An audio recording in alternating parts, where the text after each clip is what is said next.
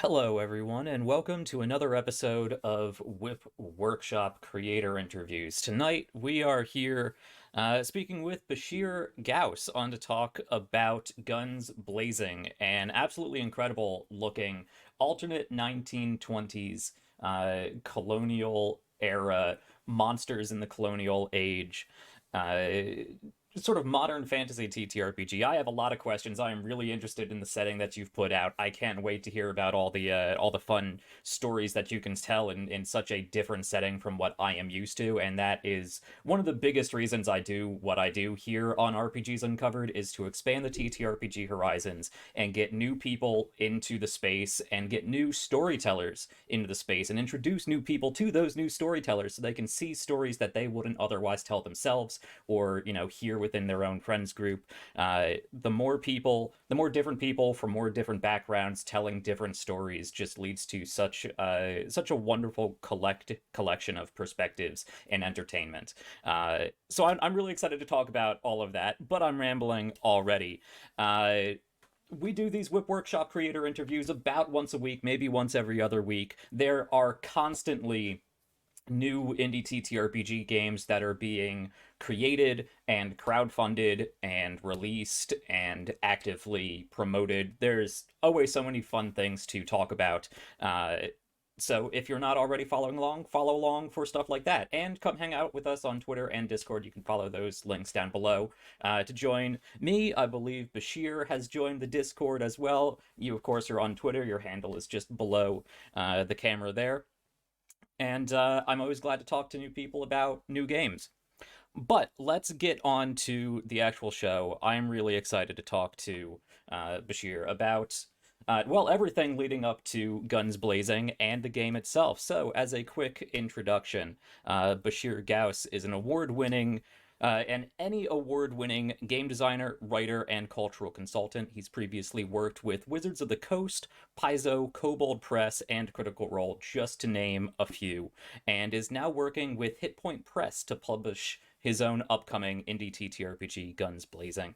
Guns Blazing is an alternative 1920s modern fantasy TTRPG about monsters of the colonial age, both man and beast, on the fields and in the political courts. And that sounds so far up my alley, I can't wait to talk about it. Basheer, thank you so much for joining us.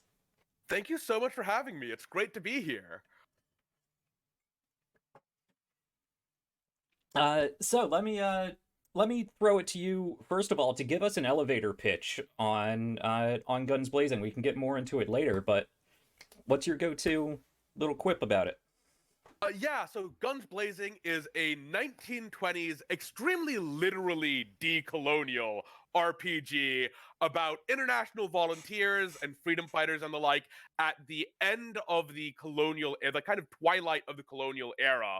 So the colonial empire still kind of have their grip on most of the world in this period in time, but it's becoming increasingly clear that things are untenable. You have this really interesting period where, like, there are a lot of stories about Europe in this period, but outside of Europe, we kind of gloss it over. Most Dieselpunk Mm-hmm. doesn't care that much about it. Um, and so it's a really cool opportunity to tell all of these stories about the rest of the world and what they were going through, and to tell stories like where to tell stories from the perspective of these people, where, like, the British Empire or the French Empire or even the USA, who are often just cast by default as the protagonists in these things, are the invading evil empire who've been here for a century and would like to be here for another century. Um, And and from what I understand, it's not just those colonial powers, but other fictional, mythological, supernatural horrors that you've introduced into this setting. Yeah, the game is based a lot on, like, Islamic folklore and legends and the like, and so there are jinn as just kind of people you can run into in the world. So your baker might be 7 feet tall and on fire, but he is just your baker for all intents and purposes. Love it. It's trying to kind of capture the way that in a lot of these legends, jinn are just kind of people who are different and live in, like, a weird or are from a weirder kind of parallel world overlaid over our own. but are very much just kind of going about their own thing rather than the like normal approach in this media, which is to kind of try and shoehorn it into whatever metaphysics you were working with before. Hmm. Um, and then there are also these stranger supernatural elements, which are mostly extrapolated from various bits of these legends. So there's Iram, which is kind of an embodiment of colonialism as a parasite, like extracting resources to the homeland as a fungal parasite that's kind of got uncovered by British explorers in the late 18th century and kind of signed a deal with whoever would sign a deal with it, going, hey, if you let me out, if you like let me feed on these populations you don't care about that much. I'll give you treasure and loyal monsters. And kind of the big twist there is that, like, it's not going to backstab them. It is, in fact, a loyal creature for as long as you'll continue feeding it. And it will happily switch to a new master if you kick out the colonizers, kind of embodying the extraction of colonialism and then also its scars going forward and how it shapes the political landscape to come in one creature. You have the Majuj, which are kind of an embodiment of industrialized warfare. Like, the nature of war changes immensely at the start of the 20th century. The machine gun, the changes in artillery pieces, tear gas, the nature of total war warping over time. And so it kind of embodies that as like it's the war as a machine that wants to go on and that turns people into like raw materials for the machine. It gets people and treats them as just as interchangeable and disposable as guns or cogs or ammunition. I love that these very interesting topics are brought up and made a center point of this setting, not just as topics, but also personified or monsterified into actual foes that you can do battle with. Uh, I just find that fascinating, and it looks incredibly well done from what I've already read. Yeah, thank you. I think it's one of the real strengths of genre fiction where you can take these subjects where it's like it's hard or esoteric to talk about this sort of thing, or like you'll it's easy to stumble when you're dealing with it, but when you embody it, you get something that's easier for people to wrap their heads Yes. around. And if you do it well, you can kind of simulate how this thing propagated and communicate that to your players without like being a textbook. Right, right. Well, I am really, really excited to talk to you more about those potential stories. Uh, but before we get into that, I do believe I remember reading on the Kickstarter that this is not just, I don't want to say typical, but your normal tabletop role-playing game. You might have a battle map. You go through, different narrative phases in combat and whatnot. You have your miniatures and you move around, but you also have plans for this to be an actual war game setup. Yeah, I'm working on a war game for this. It's based on a friend of mine, Erica Chappelle, who developed Flying Circus, is like working on a retro clone war game in her spare time. I was helping do some testing for it, and I was like, "Oh, I think this would work really well for Guns Blazing. Are you cool with me like using this as the basis for Guns Blazing war game?" She approved it, and so now, in addition to working on the RPG, I'm also working on a like medium scale war game to go with it, which will, depending on how well the Kickstarter does, also have some miniatures made by some friends of mine that you'll be able to like 3D print via STL files. This would be like a mid-range kind of platoon to company scale war game where you have like, depending on the scale of game, like 20 to 50 models or so. And you can play the various factions in this world, including ones that are harder to like make playable in the sense of an RPG. Where so the starting factions for the war game are going to be the British Empire as kind of your default evil colonial empire faction, Mysore, a nation in southern India that historically fell in like the end of the 18th century and the Fourth Mysore War, and here has survived to the early 20th century as this kind of belligerent it's a belligerent technological power where it's opposed to English influence and English colonialism in India, but it also doesn't want to be like part of a unified India. The idea of India as like a unified single country is pretty recent, all things told. And so it's kind of in this dual position where it's very likely on player's side on the RPG of the game, but it has very different interests than like a lot of the freedom movements and like the unified Indian Republican movements in the north of the subcontinent, because it doesn't view that itself as like being the same nation as the rest of them. And then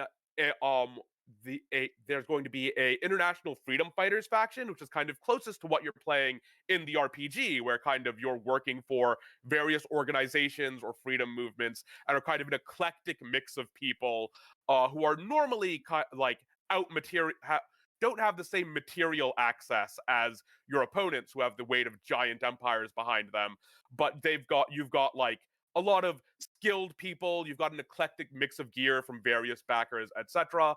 And the Matjuj, who are like playable for the war game as Hmm. a incredibly destructive and mono-focused faction that kind of just wants to exacerbate existing wars and turn it into an all-consuming slog. Very interesting. Uh, Yeah, no, that all sounds excellent. I love the politics and real world histories and obviously cultures that you've put into this setting. Uh, let's take just a step back, and before we talk too much about the actual gameplay itself, I want to hear more about what led you to this point, because in that intro you've worked with a number of big names. I know you have a number of your own games out there, a lot of stuff you've worked on previously, and obviously this is a passion project of yours. What experiences throughout your life, throughout your gaming career, has led you here, has led you to Guns Blazing? So I've always really liked genre fiction, like as a kid, but it was really clear to me, just kind of growing up, that genre fiction often didn't have space for me or didn't really consider me like part of the target audience. You'd get the occasional exception, but by and large, it was about Europe or America, Hmm. and or occasionally Japan, as interpreted by some dude who was really into anime in the '90s. Right. Um, but you didn't really have stuff about Islam. And even when I found stuff about the parts of the world I was from, about India or about the Islamic world, it was generally either through the lens of like, this is a strange and exotic place you might want to visit with weird things that are surely familiar to no one, or through the lens of like, this is like an enemy, basically. This is kind of, it might be disguised in on some level, but it's fairly clear that the metaphor here is like the war on terror and these are the Muslim dudes who are monsters Hmm. or whatever. And and that's when we bothered showing up. There's plenty of steampunk settings where like, here's our second world steampunk setting. Here are all of our European factions. Maybe we have China and Japan, and the rest of Asia and Africa is just missing. It just doesn't exist. Hmm. Um, and I wanted to do something that worked against that. And as I got into tabletop RPGs and was like freelancing for people, I met a bunch of other people in the industry who had similar experiences, just from different cultural backgrounds. One of my best friends, Pam, in the industry is from the Philippines, which has had very similar experience in terms of representation. I've met people from all over the world who've just not really had that shot. And so at the start, like my idea for this was kind of going to be focused on the Islamic world, and it's expanded to like, I would like to be able to give other other colonized areas like the the shot at the limelight that they just kind of don't get in other mainstream RPGs. Guns Blazing itself actually started as, so the Guns Blazing system in the books and stuff is called the Ahadi system, because originally this was a game called Ahadi, which was about like Mughal India, being like nobles and stuff in Mughal India, with kind of very different focus. But as I like worked on Guns Blazing, was kind of a side project that I was working on. But it became clear to me developing it that like, I really like the international opportunities for Guns Blazing. Like the Mughal India was more international than you might expect. Like there are a bunch of trade routes and stuff that we don't really think of, but there's just huge parts of the world that you couldn't reasonably put into a game about Mughal India. Um, and then also, I just kind of fell in love with the setting of Guns Blazing as I was developing it on the side on my own, and was like, oh, actually, I would like to go for this first as kind of the first foray of this system into the world. Excellent. Yeah, and it does seem to be a very in-depth setting from just what I've seen so far. Uh, what I have to ask, and uh, again I think it is what's the best way to put this? I think it's an incredible endeavor to that RPGs and collective storytelling that we have nowadays, especially through talk shows like these or through the actual play community, of which I do a few.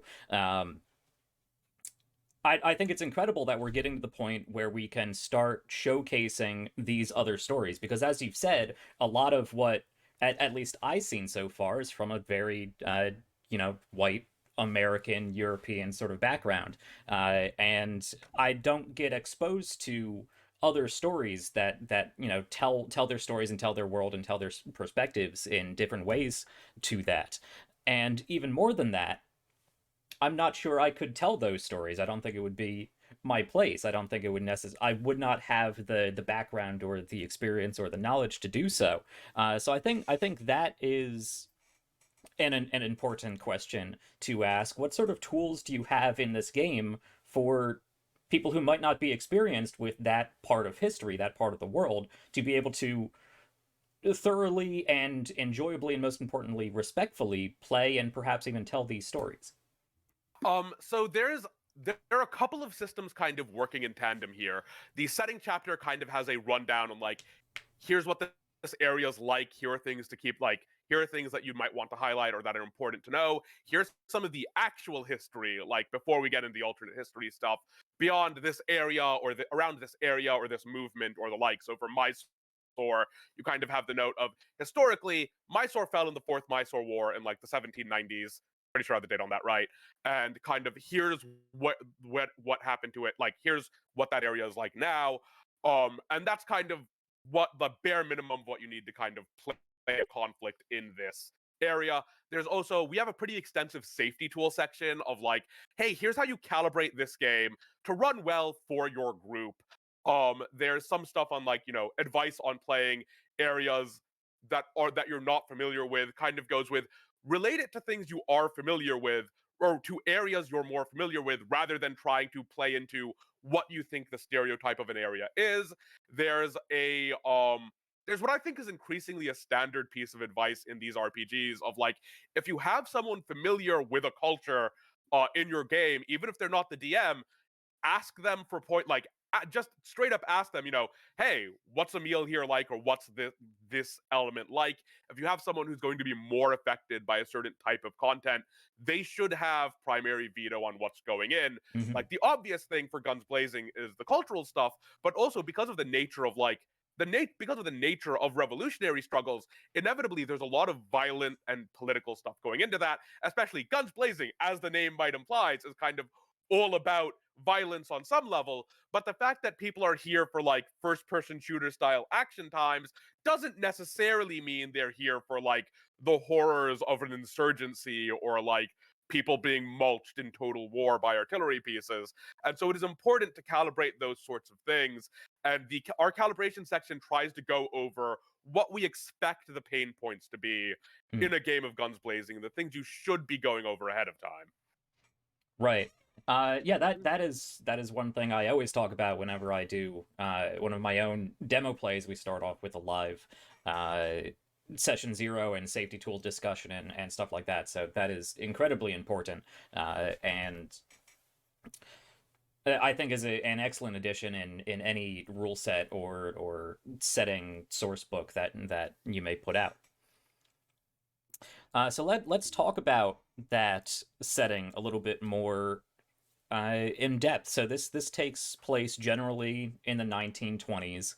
So you Mhm. you have things like early automobiles, early modernish firearms.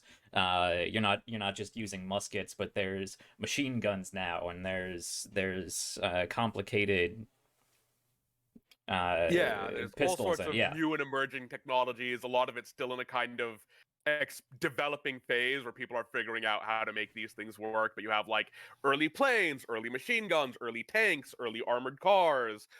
Technically, the first APCs. Um, they're not good at like a lot of these Hmm. aren't good. The Mark 9, the first like armored personnel carrier in history, had no seats, was incredibly cramped, and would probably suffocate you if you were in it. It was not like a lot of these are aggressively experimental, which is something I Hmm. kind of try to lean into. But it's this really cool part of the setting. One of the things I try to keep in mind for world building is that like while it's great to showcase something that's good and cool and works well, it is both more realistic and also often a lot more fun to showcase something that's really, really janky Hmm. and where you can see like this design process went wrong somewhere. And we've all seen stuff like that in our lives. Like you got that card that's just a lemon, or you've seen a Hmm. building where you're like, yeah, they started building this and there's something weird happened before they stopped. And stuff like that, which is something I kind of try to lean into, even with like the walkers and the mechs and the more fantastical elements of Hmm. like the diesel punk setting, where one of the early walkers that you can run into in the game is called like the Dragon. It's this Spanish mech that like was originally meant to kind of patrol colonial areas, and it was based on what you'd want a horseman to do. And because it's based on what you'd want a horseman to do, the pilot's basically just completely unarmored. They're just out there. It's open top. You can just kind of see them. They've technically got a windscreen, but they're basically undefended because it felt like one of those things that would be a mistake early designers would make, where like a lot of early fighter biplanes didn't have guns. You just had to have to lean out the side and throw Hmm. grenades or shoot with a pistol at people. Or a lot of like early tanks, even into like the early 30s, just weren't armored very well at Hmm. all, and stuff like that, where it's kind of I try to lean into that, expect the level of jank that makes it feel real. Right.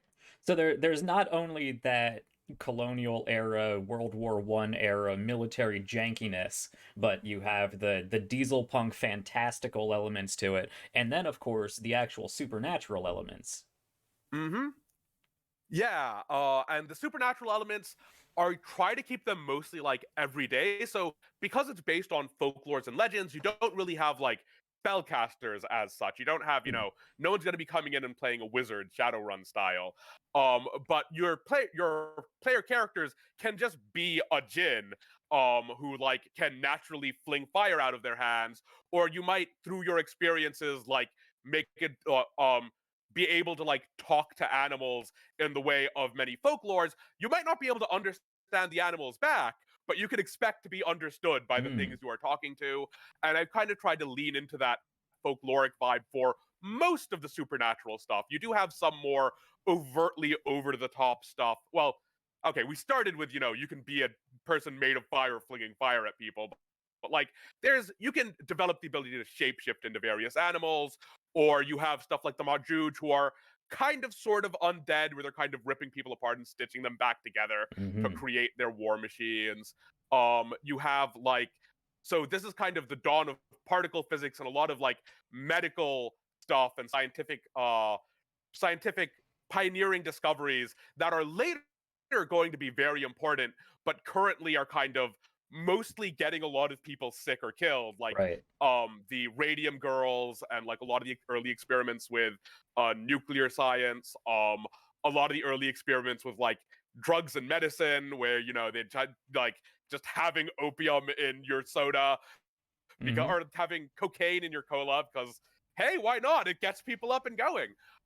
Where some of those are kind of exaggerated into supernatural elements. So there's a Love it. faction in the game called like the Atom Unborn who are studying nuclear physics, and they know there's something up with nuclear physics. They know that this is an incredibly promising area of research. They're not sure if it's natural or supernatural, and so they're kind of just experimenting wildly with it as they go.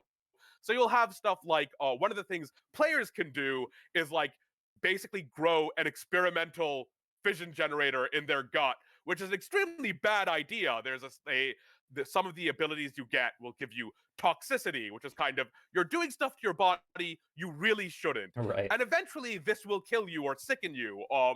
But until then, you can get some really wild stuff out of it. You can grow like basically a linear accelerator as a natural weapon, or power yourself on all sorts of weird medical self experimentation of the time that we now, if you're the player looking at this, you're recognizing, oh, this is a horrible idea, but to your character these might just look like trade-offs you're willing to risk, Hmm. because you need this now to fight against enemies that are nominally way outside of your power scale. Like you're fighting against the largest army on the planet. Like the British Army is the largest volunteer army in history during World War II. Like there are a couple million people under arms, including like the colonial volunteers and stuff Hmm. raised in India or in its other colonies overseas. Or like the French, or the embodiment of industrialized warfare for the Majuj. And so it's the thing where you can 100% see a character going, yeah, I'm willing to risk whatever the unknown long-term effects of this are, if it'll give me power I need now, or if Hmm. it'll give me capabilities I need now. Incredible power for unknown complications for your future self to worry about. Yep. Love it. Love it. No, I really enjoy games that have that sort of positive quality, negative quality trade-off that you can kind of experiment with. So since we're talking a bit more about characters now, let's jump to that. You said you play basically volunteers who are working towards working towards what exactly? So it depends on it depends a bit on your party and the specific group where you're working for, but generally speaking, you're expected to be working for revolutionary or freedom movements trying to throw off a colonial empire, possibly like various monster hunters trying to deal with these malevolent threats that are kind of popping up at the like that are kind of starting to emerge at the edges of society. You might be working as like basically for early intelligence agencies where you don't have something like the CIA or the MI6 or yet, but you have kind of the predecessor organizations for a lot of these that are starting to pop up, where you might be working for like Mysore's intelligence service, helping out colonial freedom movements wherever the government of Mysore thinks it would be a good idea for Mysore. You might be working on your own as kind of you have a grudge against a specific person or a specific like empire, and you're trying to stop them wherever they pop up. But it's generally that sort of story where there is a focus on like the military politics of the age in the developing world. Excellent. Yeah, I can imagine there's an incredible range of stories that you can tell in a very sort of microcosm way, and then I suppose if you're Hmm. playing a much longer format campaign, you could take on the overarching problems of a colonial occupation, which sounds fascinating. Yeah. Um yeah, absolutely. And like there's kind of a focus on the relationships you have both with the various other organizations nominally working towards the same things you do, because like all of these movements might be working towards the same goal, but they're not necessarily aligned with each Hmm. other, or they all have very different ideas of how this is going to go. So like throughout the colonized world in this period, you'd see various like socialist internationals, various like religious freedom fighter movements, various democratic movements, like all who had the same broad goal, but who might like disagree heavily with each other on how to go about Hmm. it, or even outright fight each other over how to go about it. And so, kind of balancing those politics in your group is kind of something I want to focus on in Hmm. this game. Yeah, I was just going to mention that because from what I've been reading, it's not just a game of monster slaying and freedom fighting. There's a big political element to this game. Yeah. Yeah, absolutely. I want there to be a focus on like it's easy to kind of go, okay, here are your list of like 12 to 20 sessions worth of bad guys. Hmm. You're going to cut their way through it and the problem solved. But the reality is much messier, and I felt like I would be doing a disservice to the period by not making that a big part of the gameplay loop. So in Guns Blazing, combat's like it's the part of the game most likely to directly kill you, but it's also the really straightforward part of the game. You Hmm. know what your objectives are, you know what your enemies are, you know if you're moving towards success, because at the end of the day, if people have stopped shooting and you're not dead, you are probably succeeding. Whereas in the narrative phase, it can be a lot harder to define what success is. Hmm. Like like who do you want in charge? What does the government after this look like? What are all of these other issues that are going to boil to the fore immediately once the colonial empire is gone, or even before then? How do you resolve all of those, like casteism, religious discrimination, misogyny, etc., racism, which are all like huge parts of the fabric of the time, and which are very much, even if you're not a politician, they're still your problem, and they're still something that the freedom fighters of this era cared deeply about. Hmm. And on top of just being, social and civil and humane concerns that you have to deal with, there's also just people going about politics for their own power and Yeah, betterment. absolutely.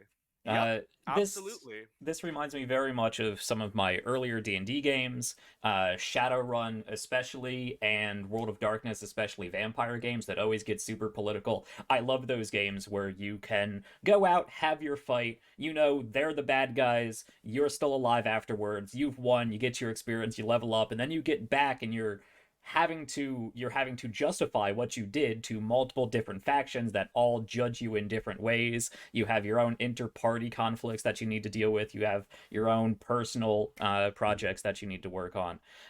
So I love games that have both a, as you said, pretty straightforward adventuring monster slaying sort of motif and that more complex social and political development. As far as gameplay, how are they, how related or unrelated are these two sections of the game? Do they take place in different phases, or do they sort of flow together narratively and overlap as you need them? So they take place in different phases. The combat engine it's inspired a lot by like modern wargaming stuff, like the alternating activation systems and order systems that have been coming out over the Hmm. past decade or so, but that haven't trickled Where into like all RPGs the much. players go and then all the enemies go, as opposed Well, to an, no, an it's like initiative, one or player goes, one enemy goes, one player goes, one enemy goes, and gotcha. stuff like that, or things like and things like Infinity's order system, where you have like or ARO system where you can react to stuff when it isn't your turn all the time, or at least a lot of the time. So Guns Blazing has a stamina system where, like, when you take a turn, you're going to spend some stamina to take an action. But when anyone else close to you, or when anyone you can see takes a turn, you can spend a much smaller amount of stamina to take a reaction. So you're still going to be doing stuff when it isn't your turn. You can lay down suppressing fire to help your friends. You can shoot back at enemies shooting at you. You can maneuver when it isn't your turn to try and just get into a better position. Because one of the failures for a lot of RPGs that are trying to do gunfights, I think that just the traditional turn structure doesn't work Hmm. well for them, because the feel of a gunfight in an action movie or in a video game is a lot more fluid than just kind of you take your turn, you shoot, and then you're stuck there until your next turn. And so I kind of wanted to get about where like there's a there's still an action economy aspect to it where you have to manage your stamina, because if you're out of stamina, there's just not much you can do. You're kind of Hmm. stuck hunkering down and hoping you don't die. But as long as you have stamina, you can take multiple turns over the course of a round. If you still have stamina, you can be reacting to stuff, and so that's also incentive to just be paying more attention to the table rather than having this like hour long Hmm. or 30-minute long downtime between your turns while everyone else at the table is doing a thing. I was just going to say that. Yeah, that's one of the big drags of combat in most game. You take your turn, you spend 2 to 5 minutes doing all of your shenanigans, and then you sit there for 15 minutes while you wait for all of the other players and the GM to finalize all of their actions. And having games that allow you to interject and interrupt and interact with the environment without being so constrained to that rigid allotment of time I have seen does lead to a lot more involvement and interest in what's going on, and leads to a great tool for entertainment storytellers and AP storytellers to help make those stories and those combat experiences more engaging to audiences, both at your table and people who may be watching. So I think that is a great gameplay development. Yeah, the And then stamina. like, Go ahead, oh please. yeah, no, I was just going to bridge over into it. If you have another comment, please go ahead. Oh no, I was just Yeah, so going to say I really enjoy the resource management sort of aspect on top of everything I just said. Uh, but please continue. yeah, narratively, it's a lot closer to like it takes a lot of inspiration from stuff like World of Darkness, Blades in the Hmm. Dark, the Star Wars Genesis system, the FFG Star Wars system, where there's a lot more like relationship mechanics. There's a you have relationships instead of having your relationships defined by like organization, you have it defined by people in that organization, just because like the nature of these things means that like alienating one person who hates you in an organization, leaving or dying or changing their opinion of you can change the opinion of that whole organization on you in Hmm. practical terms. And it makes it more personal, where like, yeah, theoretically you're all on board with like the Hindustan Republican Association. Theoretically, you have the same goals and the like, but man, Raj, who's in charge over there, you hate him. And that Hmm. just sours your ability to work with the organization at all. And I feel helps make it more personal. Right. Um, the game borrows the kind of it's a dice pool system, and it's borrowing the like advantage and threat outcomes from FFG, just without the proprietary dice. So like you have your difficulty for an action. It may also have like a complication rating, which is like you can spend successes that you rolled to negate those. And if you don't, something else is going to happen that's unfortunate for you, but doesn't change whether or not you've succeeded on it. If you have excess successes or you didn't quite hit the threshold you needed, you can spend those spare successes on advantages to just try to get something else out of a situation or a roll, or to really maximize a really huge roll. Like in Vampire, when you get, 11 successes and the difficulty was 3, you've got a huge roll here. You succeeded on that thing real good, but you're not really mechanically getting anything else out of it. Mm. Here, you can kind of turn that into advantages going forward. That when you where you get to spend the rest of those successes on that check. And it borrows clocks from Blades in the Dark, just because that's an incredibly powerful Yes. and useful system. Yes. It adds in campaign clocks, which are basically you always have a clock going in the background, which is the campaign clock, which is gated to time rather than like it never has ticks erased from it, etc. And a lot of abilities and actions in narrative play are going to be gated by the passage of the campaign clock. So like the scale and what it's doing can vary heavily. So in the starter scenarios being written up, like one of them, the scale of that campaign clock is always on either hours or days because it's a very rushed scenario. Others, you'll have like days or weeks between things you need to respond to. And this kind of changes the sorts of actions or what you can get accomplished within a tick of that clock.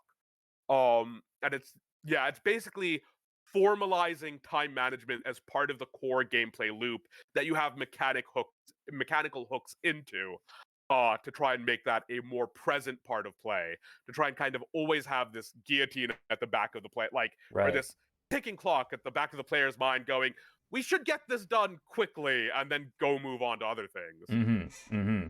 Mhm. Yeah, that's a great way to denote the increasing pressure as time goes on when you have multiple factions working towards multiple different events.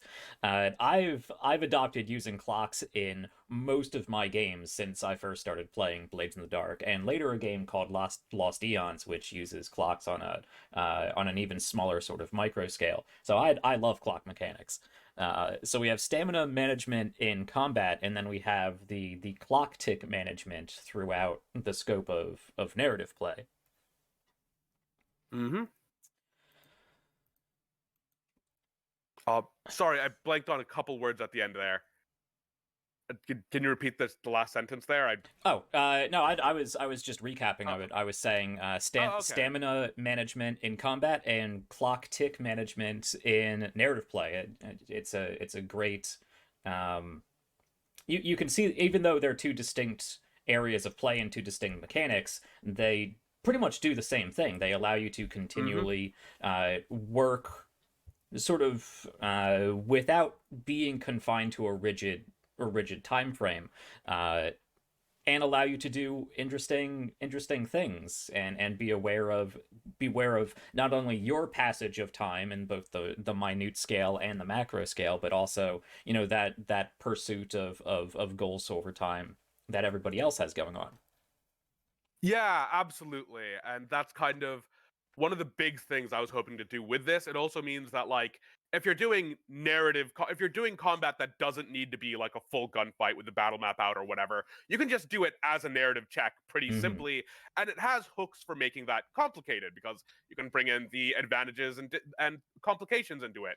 You can bring some of the clocks into it as like a timer for the fight or a timer until something escalates and stuff like Hmm. that, which is especially for actual plays where going into like board game combat isn't always an option. I figured was going to be an important thing to bring in. Love it. I love that consideration because it's very much true. uh yeah, we've been jumping back and forth between topics, which I love. It's a very enjoyable organic conversation. We've touched on a lot of the mechanics. We touched on your inspirations for that, Genesis, and a little VTM and Blades in the Dark.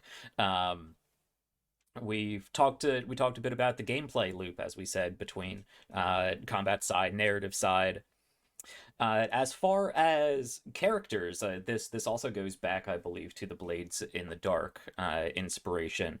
The characters you play are a combination of a playbook. I believe there's six of them, all focused in various Mm-hmm. degrees on, of course, guns being fired. It's called Guns Blazing. Everybody uses guns, and also, from what I've read, an enormous variety of customization perks.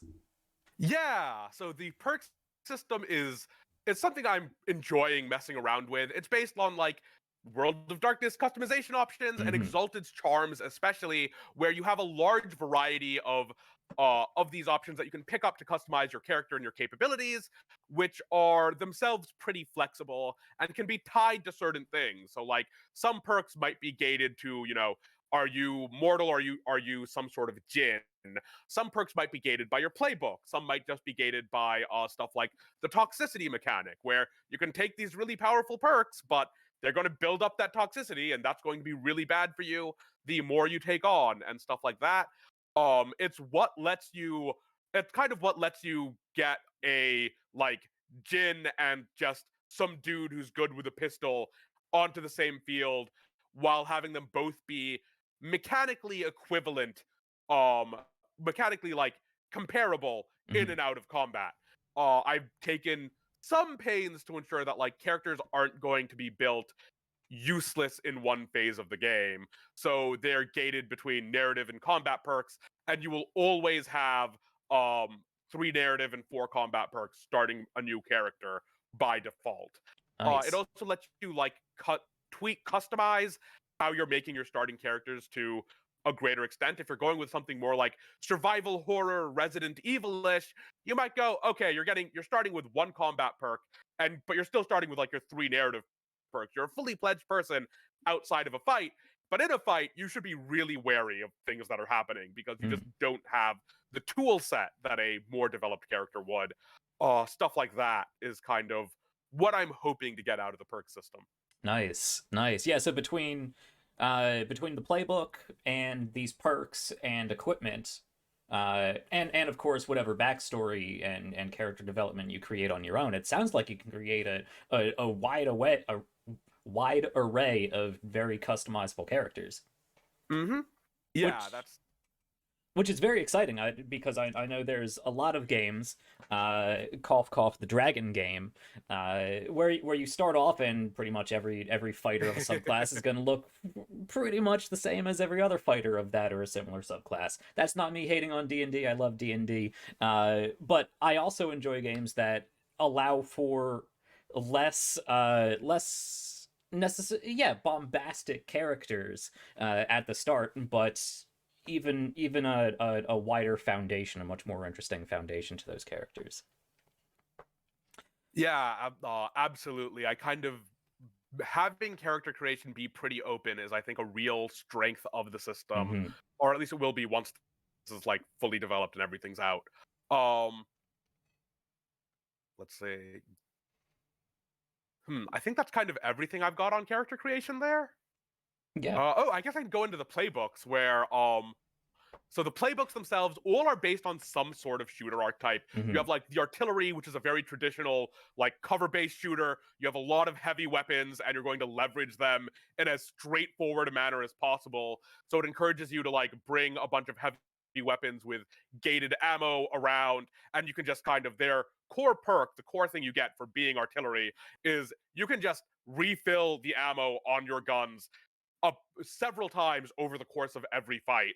So you're encouraged to basically play like what would be a limited resource caster in another edition. It's just that your spell is heavy machine gun or Mm-hmm. anti-tank rifle. Um or like the Vanguard, who's based on mobility shooters and the Mm-hmm. like. Just kind of my favorite genre of shooter, where you want to be fast and moving all the time. Mm-hmm. And as long as you are moving, you're going to be fairly safe from stuff, and the moment you stop, you are horrendously vulnerable. Mm-hmm. And like the Engineer, which is based on Red Faction and similar destructible physics games, where your thing Love is it. you just have a lot of explosives. Mm-hmm. Love it. Love it. Mm-hmm. Yeah, so it sounds like you can play a wide variety of characters between, playing a real world person or a djinn. You could play an artillerist. You could blow things up. You can have all these different perks. And it sounds like you have a lot of different stories that you can tell with all of these characters, building from there, going into political play, going into intrigue, and of course the more straightforward monster slaying and adventuring and stuff like that. So it sounds to me that we have a pretty good understanding of the gameplay of Guns Blazing. Is there anything more you want to talk about the actual gameplay itself before we talk specifically about Kickstarter and development and fulfillment and all that? No, I think I'm pretty good on talking about the gameplay. Like I'm pretty happy with what we've managed to Mm-hmm. cover here. Yeah. Yeah, we've kind of squiggled all around my outline, which I love, but I think we covered pretty much everything I was interested in bringing up. So yeah, let's talk about this Kickstarter, which has only been going on for what, a day and a half, 2 days at this Yeah, point, going on two and days. it's going real well, from what I could Yeah. see. Yeah, it looks like you're just over two-thirds of the way funded in the first 48 hours. Well on, approaching full fulfillment and getting into those stretch goals. And this Kickstarter is going on through April 27th. Is that correct? Yep, that is correct. So we got a whole month to get behind this game.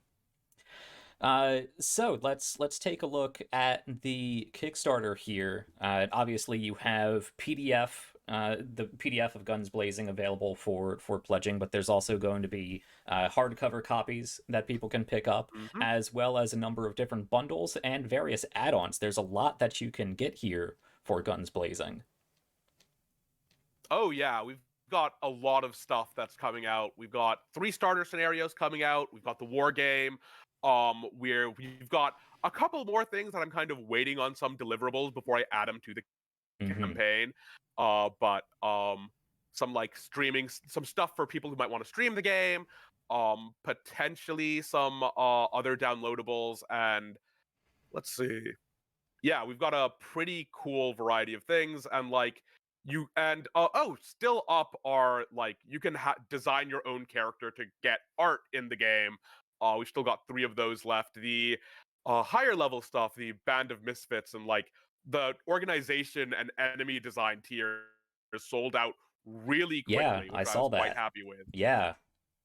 Now that's exciting. That's exciting. Hmm. So it looks like we have the basic PDF pledge at $25 and the hardcover book at 50 or higher. And then, as I said, there's a number of bundles and add-ons.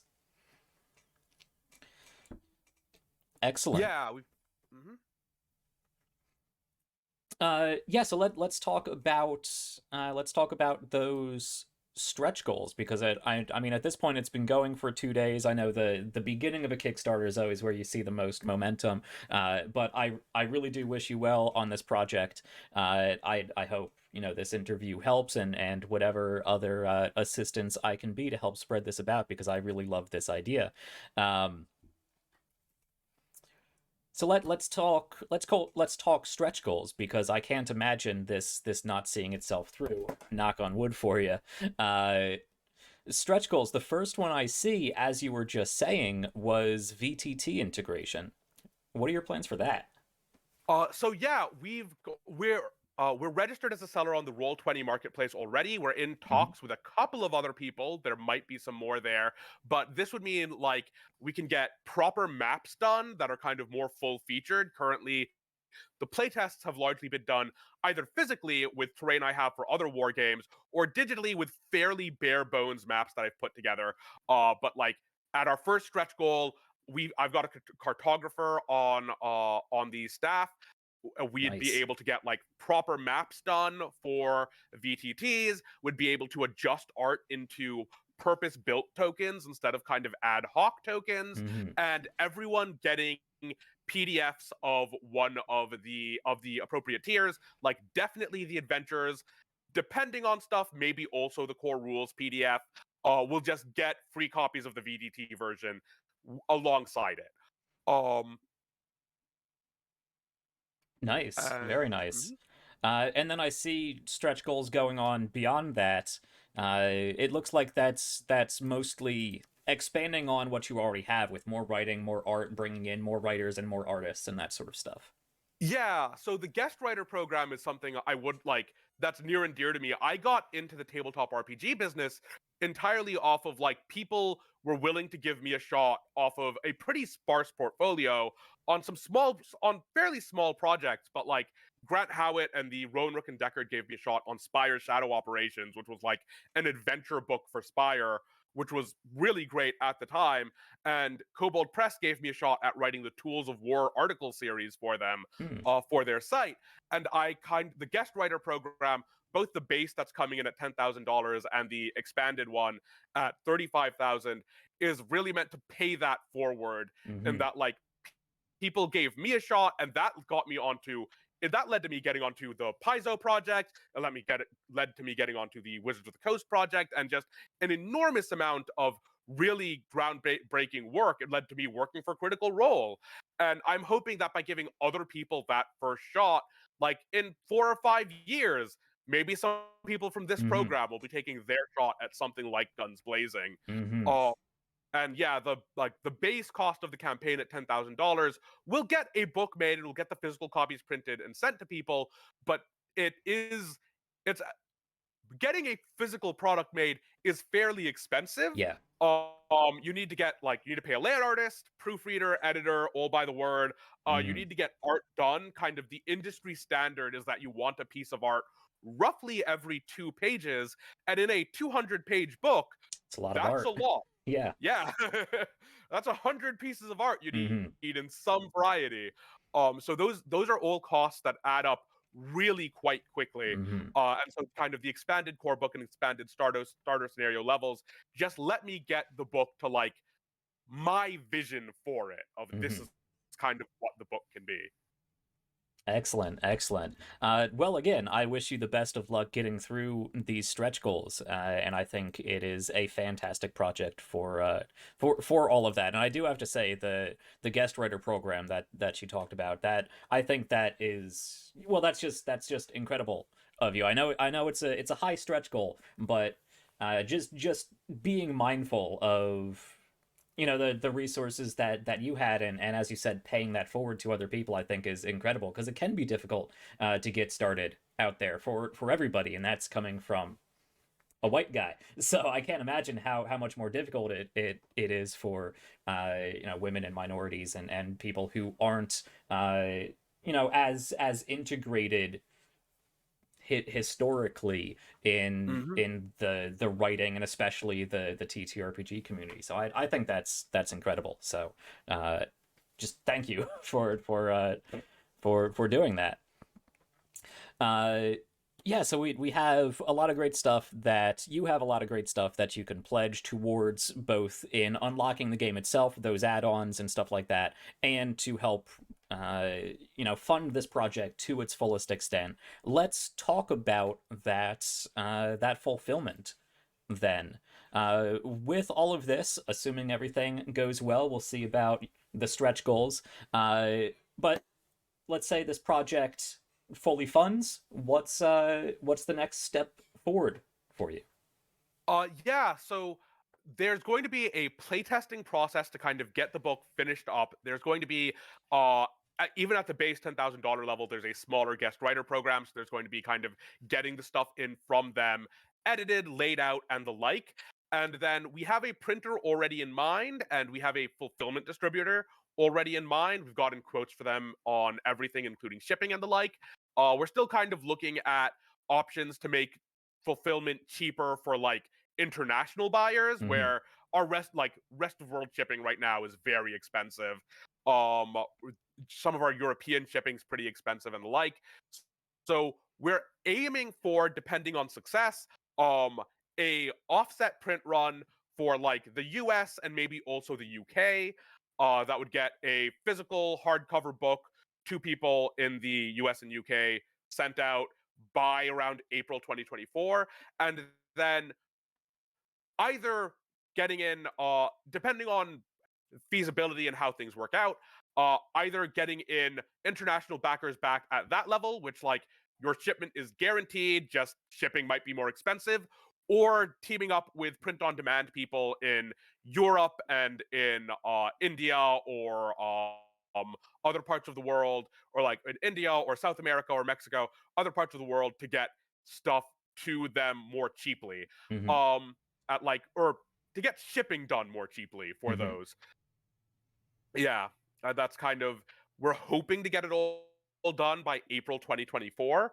My goal, I'm not sure if like my goal is that it arrives in time for Eid 2024 for in a thing that only, which is going to be in like mid-April next year. Mm. Hmm. Excellent, excellent. Yeah, so April next year, full release. I Hmm. obviously don't want to hold you to anything, but that's for the full fulfillment hard copy. Everything goes out. What's your timeline looking at as far as the actual game in a complete playable state? So the core mechanics of the game are all playable. The things that need to be expanded right now are a larger variety of perks and the setting section. So that I'm hoping to get done by like July, roughly, of just having all of that ready to go. Outside of the stuff that is getting to what was it? Outside of the stuff that is being given to guest writers, Hmm. that all is going to be on a slightly longer timeline. It's just kind of the nature of working with freelancers.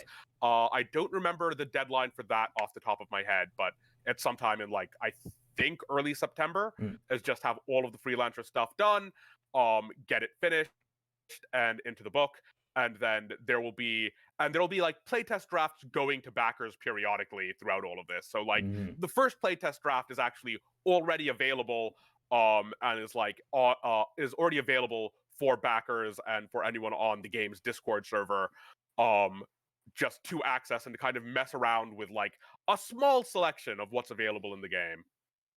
Excellent, excellent. Yeah, and let me actually I will drop the link to that Kickstarter there, which I believe does link to various other places where they can find out more information on yourself and Guns Blazing. So that is out there. Uh, awesome, awesome. Yes, so Guns Blazing coming tentatively April 2024. Hmm. One of the things I've learned and found absolutely fascinating in doing these interviews and talking with people about their Kickstarters and what comes next is that it takes way longer than I thought. And I can really appreciate that because there's a lot of hard work and a lot of potential complications that come up. Yeah. It's an enormous amount of work. I've basically been teaching myself project management throughout this entire Hmm. process, which has been a wild experience. But yeah, it's been surprisingly enjoyable so far, in that like it's been stressful, but people have been reacting well. People Hmm. have been it's been people have been really pleasant about it, and there's just so much more groundswell behind this game than I thought there was going to be when I hit launch Excellent. 9 a.m. yesterday. Hmm. There's just been an enormous amount of love for it, which is great. Yes, that is excellent. I am very glad to hear that, and I only hope it continues forward. Let's see that $10,000 mark get hit, and just keep on soaring. Because this sounds like an incredible game. Uh, Excellent, excellent. So what I'd like to end on is, well, outside of Guns Blazing, or at least outside of this current crowdfunding and publication run, what's next for you, Bashir? Working on anything else? I'm working on a few let's see. So I am working on the Vineyard RPG Kickstarter, which is coming out in pretty early April. From Friday. It's a Black Flag third-party publication. It's for Kobold Press's project. Um, I'm working on some NPCs for that. I am working on a vampire module that I can't talk that much about yet. Like that third party going to be working Hmm. with some people on that. And honestly, right now my biggest priority is going to be like this project is going to Of be course. a lot of work once this is done. I'm hoping to like not just have this Kickstarter one and done, but to continue supporting the IP after this and to continue making stuff for it. So hopefully a miniature line if this funds Hmm. well enough. Hopefully some other a lot of NDA projects that I can't talk about. Of course. Um, Hmm. but which is kind of inevitable for these sorts of things. But like I was on Apocalypse, the Game Master's Guide to Ending the World, which released like it kickstarted last year and is released now. I believe it's now out. And I've been on some other projects that are kind of coming out like that, but mostly it's kind of guns blazing, full steam ahead, and then seeing how well the project does and how much more there might be to make with this IP. Excellent, excellent. Well, it sounds like you'll be keeping yourself busy going forward, which doesn't seem out of the realm of usual from what I've read. Uh, Sounds great. Sounds great. Yeah, I've thoroughly enjoyed talking with you here today about not just guns blazing, but hearing all of what you've been able to say about the culture and the history of this area of the world that I know, admittedly, very little about. I followed the course of the development of warfare, but I started back in like 3000 BC and only followed that up to about 500, 800 or so in, of course, the medieval Europe standpoint. So seeing that taken and expanded on and focused in a different area is fascinating. And as I said at the beginning of this, uh, any any new game, any new story, any new storyteller coming out that can share a different perspective, share different characters and different stories is incredibly valuable. So I once again I wish you the best of luck with this project. I very much hope to see it succeed, and when it does, hopefully we'll be able to bring you back on the show for whatever that might be the case. One shot, some sort of campaign. We'll talk about it. All right, I always absolutely. offer that to my interview guests. When your project funds, I want to meet back up with you in a year to see what's picked off the tree. Yeah, Uh, absolutely. Looking forward to it. Excellent, excellent. Well, Bashir, it has been a pleasure talking with you. Thank you so much for joining us. Is there anything you would like you to say in closing remarks or to plug for yourself? I mean, honestly, the only thing I want to plug for myself right now is check out the Kickstarter Yeah. and back the Kickstarter if you're watching this. Um, but other than that, no, I'm. You can find me on Twitter at Basheer Ghouse. You can find me Most social media, you'll just find me as at Basheer Ghouse, and I hope you all have a pleasant day. Yes, thank you so much for watching, everyone. Check out the Kickstarter. I just put it in the chat as well, and check back on Twitter and our Discord, and back here next week for another WIP Workshop creator interview. Thank you so much for watching, and happy time zone, everybody.